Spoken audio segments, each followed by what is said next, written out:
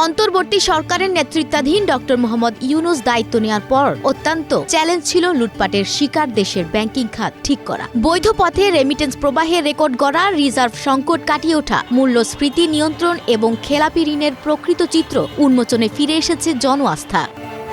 শ্বেতপত্র ও task force গঠনের মধ্যে দিয়ে শুরু হয় সংস্কার যাত্রা। 2024 সালের 28 আগস্ট সরকার একটি শ্বেতপত্র প্রণয়ন কমিটি গঠন করে এবং ব্যাংক খাত সংস্কারে গঠন করা হয় একটি টাস্কফোর্স।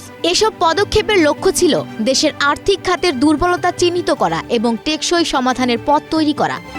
এদিকে গত 2024-25 অর্থবছর জুড়ে দেশে প্রবাসীরা রেমিটেন্স পাঠিয়েছেন 30.32 বিলিয়ন বা 30,032 কোটি 80 লাখ মার্কিন ডলার, যা দেশের ইতিহাসে কোনো নির্দিষ্ট অর্থবছরে সর্বোচ্চ প্রবাসী আয়ের রেকর্ড। এবং আগস্ট মাসের প্রথম 9 দিনে দেশের রেমিটেন্স এসেছে 67 কোটি 51 লাখ মার্কিন ডলার। সেই হিসাবে প্রতিদিন গড়ে দেশে এসেছে 7 কোটি 50 লাখ ডলার রেমিটেন্স।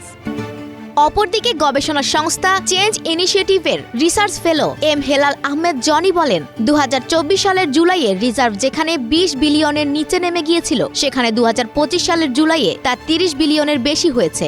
এটা এক বিশাল অর্জন।